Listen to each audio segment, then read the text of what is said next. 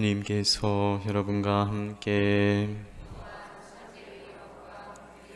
마테오가 전한 거룩한 복음입니다.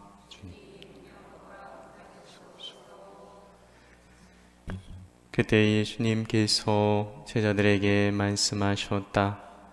사람의 아들이 영광에 쌓여 모든 천사와 함께 오면 자기의 영광스러운 옥좌에 앉을 것이다. 그리고 모든 민족들이 사람의 아들 앞으로 모일 터인데 그는 목자가 양과 염소를 가르듯이 그들을 가를 것이다. 그렇게 하여 양들은 자기 오른쪽에 염소들은 왼쪽에 세울 것이다. 그때 임금이 자기 오른쪽에 있는 이들에게 이렇게 말할 것이다. 내 아버지께 복을 받은 이들아, 와서 세상 창조 때부터 너희를 위하여 준비된 나라를 차지하여라. 너희는 내가 굶주렸을 때 먹을 것을 주었고 내가 목말랐을 때 마실 것을 주었으며 내가 나그네였을 때 따뜻이 맞아들였다. 또 내가 헐벗었을 때 입을 것을 주었고 내가 병들었을 때 돌보아 주었으며 내가 감옥에 있을 때 찾아 주었다. 그러면 그 의인들이 이렇게 말할 것이다. 주님, 저희가 언제 주님께서 굶주리신 것을 보고 먹을 것을 드렸고 목마르신 것을 보고 마실 것을 드렸습니까? 언제 주님께서 나그네 되신 것을 보고 따뜻이 맞아드렸고 헐벗으신 것을 보고 입을 것을 드렸습니까? 언제 주님께서 병드시거나 감옥에 계신 것을 보고 찾아가 뵈었습니까? 그러면 임금이 대답할 것이다. 내가 진실로 너희에게 말한다. 너희가 내 형제들인 이 가장 작은 이들 가운데 한 사람에게 해준 것이 바로 나에게 해준 것이다. 그때 임금은 왼쪽에 있는 자들에게도 이렇게 말할 것이다. 저주받은 자들아, 나에게서 떠나 악마와 그 부하들을 위하여 준비된 영원한 불 속으로 들어가라. 너희는 내가 굶주렸을 때 먹을 것을 주지 않았고 내가 목말랐을 때 마실 것을 주지 않았으며 내가 나그네였을 때 따뜻이 받아들이지 않았다. 또 내가 헐벗었을 때 입을 것을 주지 않았고 내가 병들었을 때와 감옥에 있을 때 돌보아 주지 않았다. 그러면 그들도 이렇게 말할 것이다. 주님, 저희가 언제 주님께서 굶주리시거나 목마르시거나 나그네 되신 것을 보고 또 헐벗으시거나 병드시거나 감옥에 계신 것을 보고 시중 들지 않았다는 말씀입니까? 그때 임금이 대답할 것이다. 내가 진실로 너희에게 말한다. 너희가 이 가장 작은 이들 가운데 한 사람에게 해주지 않은 것이 바로 나에게 해주지 않은 것이다. 이렇게 하여 그들은 영원한 벌을 받는 곳으로 가고 의인들은 영원한 생명을 누리는 곳으로 갈 것이다. 주님의 말씀입니다.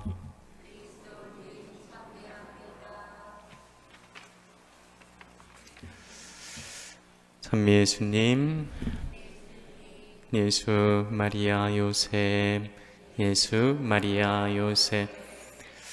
앞서 말씀드린 대로 올 한 해 마지막 주일을 지내고 있습니다. 전례력으로는 마지막 주일인데 달력에 보면 12월 한 달이 더 남아 있어서 아직 조금 남아 있는 듯한 여유가 느껴지긴 합니다만 올해 이제 달력으로도 한 달밖에 남지 않은 2023년의 끝자락에 와 있는 듯 합니다.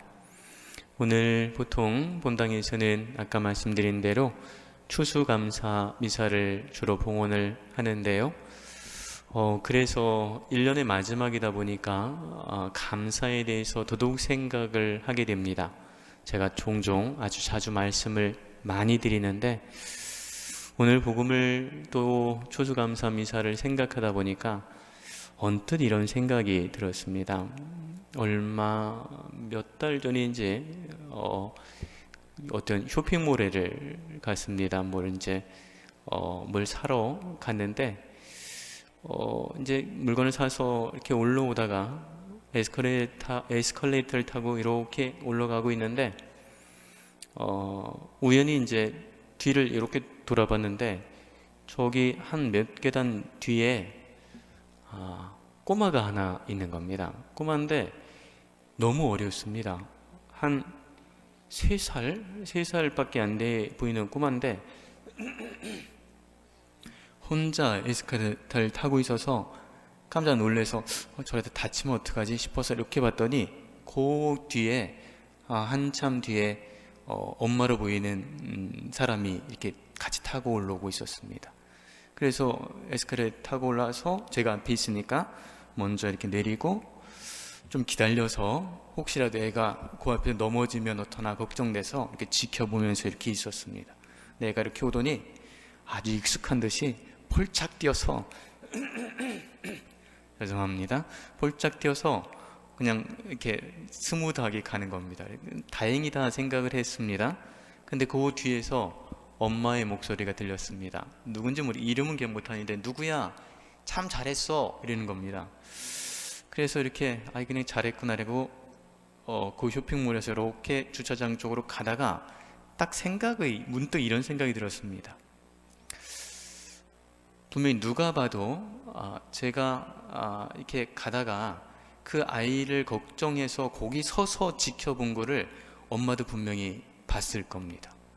그러면은 아이에게 지난주에 말씀드린 것처럼 지지해주고 격려해주고 칭찬해주고 인정해주는 게 자존감을 높여주는 좋은 방법이라고는 알고 있지만, 그럼에도 불구하고 그 엄마가 아들한테 누구야 잘했어 라고 칭찬을 해주고 나서 혹시라도 만일에 그 옆에 있는 아저씨한테 감사하다고 얘기해, 아저씨가 너무한가요? 할아버지라 할까요? 그냥 하여튼 그분한테 감사하다고 얘기해 그렇게 말했으면 얼마나 그 아이가 성장을 하면서 주변에 있는 사람한테 감사하는 마음을 갖고 살아가게 한다면 그 아이를 훨씬 더 행복하게 해줄 수 있을 텐데 라는 생각이 이렇게 주차장으로 가면서 혼자 들었습니다. 그러면서 혼자 생각해 봤죠. 엄마한테 칭찬을 못 받아서 내가 서운해서 이러나? 그런데 사실 그런 마음이 있었는지는 모르겠습니다만 혼자 속으로는 저 아이가 3살밖에 안 돼 보이는 저 아이가 정말로 행복하고 건강하게 잘 자랐으면 좋겠지만, 그러면 그럴 때 가장 그 아이에게 필요한 건 뭐냐 하면 감사하며 살아가는 겁니다. 부모님에게도 감사하고 하느님에게도 감사하고 이웃에게도 감사할 수 있으면 그 어떤 것보다도 저 아이가 세상을 살아가는데 행복할 텐데 라는 생각들이 마음 한구석에 들었습니다. 제가 지난번에도 종종 말씀드린 것 중에 여러분들이 생각할 때 감사의 반대말이 불평이고 불만족일 수도 있겠습니다만, 저는 항상 그럽니다. 감사의 반대말은, 저에게 있어서 감사의 반대말은 당연합니다 라고 말합니다. 어떤 사람이 저한테 제가 이제 많은 도움을 받으며 살아갑니다. 어떤 분은 저한테 겨울에 춥다고 이불도 보내주신 분도 있고 또 사과도 보내주신 분도 있고 계란도 주시고 그러셨습니다. 그런데 냉장고 안을 딱 열어서 사과가 있고 계란이 있으면 그거를 이제 계란 후라이를 하거나 사과를 깎아 먹을 때 고마운 마음이 막 듭니다. 근데 고맙고 감사한데 그러면 주신 분도 행복할 테지만 저도 참 행복합니다. 근데 안타깝게도 그 계란하고 사과가 하루, 이틀, 3일 지나고 나면 왜 그런지 모르겠는데 그 사과가 원래 거기 있는 사과처럼 보여요. 그 계란이 내가 슈퍼에서 사온 계란하고 구분이 안 돼요. 그래서 제 마음속에 감사함이 차츰 사라지면서 저도 그것 때문에 덜 행복하고 그 감사함을 잃어버리면서 행복을 잃어버리는 것 같습니다. 아침에 일어나서 제일 먼저 하는 기도가 오늘 하루를 당연하게 생각하지 않고 당연함으로 살지 않고 깨어서 감사하며 살게 해주십시오 라고 기도를 합니다. 여러분들도 아마, 저는 그래서 아침에 일어나서 온갖 것에 다 감사하려고 생각합니다. 입고 있는 옷들, 제 건강, 그 다음에 저한테 사랑을 베풀어 주신 분들의 친절, 이런 것들을 생각하면서 하루를 감사하게 또 기쁘게 시작하려고 합니다. 오늘 올 한 해 전례력으로 마지막 날 추수감사미사는 아니지만 감사미사를 봉헌하면서 여러분의 삶에서도 감사함이 여러분을 얼마나 행복하게 해줄 수 있는지를 잘 기억하실 수 있다면 우린 더 큰 하느님의 주시는 큰 선물을 더 많은 선물을 받을 수 있는 분들이 될 거라고 생각합니다. 오늘 그리스도왕 메추길 성경 말씀을 또한 잠깐 생각해 봅니다. 오늘 성경 말씀 여러분 들으면서 좀 길지요? 그 다음에 했던 얘기가 계속 반복되는데 저도 힘듭니다. 읽는데 똑같은 얘기가 반복되는데 뭐가 반복되는 줄 아십니까? 너희는 굶주렸을 때 먹을 것을 주었고 목말랐을 때 마실 것을 주었고 나그네였을 때 따뜻이 맞이했고 헐벗었을 때 입을 것을 주었고 감옥에 갇혔을 때 찾아와 주었고 병들었을 때 돌보아 주었다. 이 6가지예요. 제가 오죽하면 이걸 외우겠어요. 제가 하도 여러 번 읽어봐서 이걸 다 외우는 겁니다. 그런데 오늘 이 최후의 만찬의 이야기는 사실은 장례미사 때 많이 읽혀집니다. 장례미사 때. 근데 장례미사 때가 아니라 오늘은 이 그리스도왕 대축일날 읽혀집니다. 하느님께서 이제 예수님이 온 세상의 심판주로 맨 마지막 날 최후의 심판하는 그 날을 과정을 말하는 겁니다. 그 최후의 심판은 사심판과 공심판이 있죠. 우리가 죽으면 처음에 받는 게 사심판이고요, 세상의 모든 사람들이 다 부활해서 받는 게 공심판인데 오늘 이 말씀은 공심판에 관한 얘기입니다. 다 온 민족들이 다 와서 오른쪽에는 양처럼 양과 염소를 가르듯 오른쪽에는 선인들을, 축복받은 사람들을, 왼편에는 염소를 가르는 것처럼 악인들을, 벌받을 사람들을 구분합니다 라고 말씀하시는 겁니다. 그 기준이 뭡니까? 아까 말씀드린 것처럼 굶주린 사람, 목마른 사람, 그 다음에 나그네인 사람, 헐벗은 사람, 병든 사람, 감옥에 갇힌 사람들을 얼마만큼 친절하게 돌보아 주었느냐가 그 기준이랍니다. 그러면서 오늘 이 말씀이 제가 마음에 와닿는 말씀이 이런 말씀이 있었습니다. 내 아버지께 복을 받은 이들아, 와서 세상 창조 때부터 너희를 위하여 준비된 나라를 차지하여라. 여러분들 이 말씀 들으실 수 있겠어요? 자신이 없으면 어떻게 해요? 자신이 있으셔야죠. 아버지께 복을 받은 이들아, 세상 창조 때부터 너희를 위하여 준비된 나라를 차지하여라. 여러분에게 하시는 말씀입니다. 아멘 하셨어요? 네, 그렇습니다. 이 말씀을 하십니다. 그런데 여기서 가장 중요한 대목이 뭐였죠? 너희가, 이렇게 말씀이죠. 너희가 가장 작은 이에게 해준 것이 바로 나에게 해준 것이다. 또 벌 받는 사람에게는 너희가 가장 작은 이에게 해주지 않은 것이 곧 나에게 해주지 않은 것이다. 이렇게 말씀을 하셨습니다. 근데 오늘 복음을 읽다 보면 선한 사람이나 악한 사람이나 똑같이 대답을 하는 게 있습니다. 예수님께서, 그러니까 최후의 만찬 예수님이시죠. 주님께서 굶주렸을 때, 목말랐을 때, 나그네 됐을 때, 헐벗었을 때, 병들었을 때, 감옥에 갇혔을 때 너희가 나를 찾아주었다, 너희가 나를 돌봐주지 않았다라고 말할 때 똑같은 사람이 뭐라고 말합니까? 주님이 언제 굶주리고 언제 우리 도움을 필요로 했습니까? 그렇게 말하는 겁니다. 그러니까 선인들도 누군가를 도와주면서, 굶주린 사람을 도와주면서 이 사람이 예수님이라는 생각을 못했고, 악인들도 이 사람을 도와주지 않으면서 이 사람들이 예수님이라는 생각을 못했고 그냥 도와준 겁니다. 그런데 오늘 복음을 읽으면서 그런 생각이 듭니다. 그냥 이유 없이 측은한 마음에, 인간적인 연민 때문에 내가 누군가를 도와준 그 기억을 나는 잊어버려도 주님은 잊지 않는다는 겁니다. 저는 오늘 복음을 묵상하면서 그게 참 마음에 와닿습니다. 내가 누군가를 위해서 기도하고 누군가를 도와주고 누군가와 나눴는데 하나도 기억이 나지 않습니다. 그런데 주님께서는 내가 한 그 선행들을 나는 잊어버려도 기억하고 계시다가 꼭 갚아주신다는 겁니다. 오늘 성경 말씀 들으면서 또 생각나는 게 있지 않습니까? 이런 말씀하십니다. 너희가 이 사람들 중에서 이 사람들이 내 제자라는 이유 때문에 그들에게 마실 물 한 잔을 주는 사람은 그 상을 잃지 않을 것이다 라는 그 말씀이 또 한 생각이 납니다. 하느님께서는 우리가 한 그 선행들을 또 기억해 주신답니다. 또 생각나는 성경 구절이 있었습니다. 뭐였느냐면 이런 말씀입니다. 너희는 누군가를 식사에 초대할 때 어떤 사람을 초대하라고요? 장애인, 절름발이, 힘없는 사람, 가난한 사람들, 이런 사람들을 초대해라.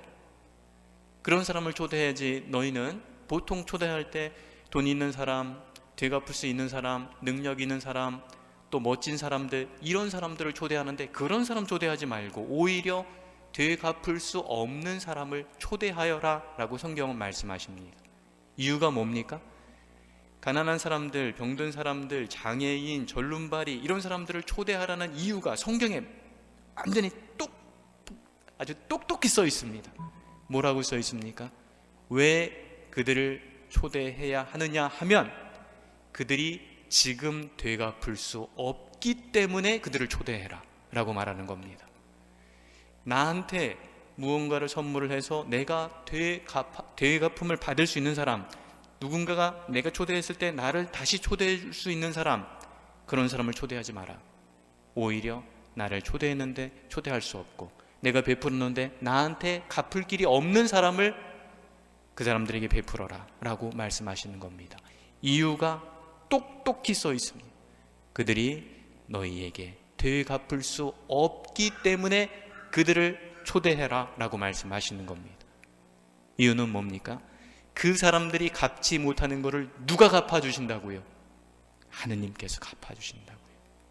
주님께서 갚아주시겠다고 말씀하시는 겁니다.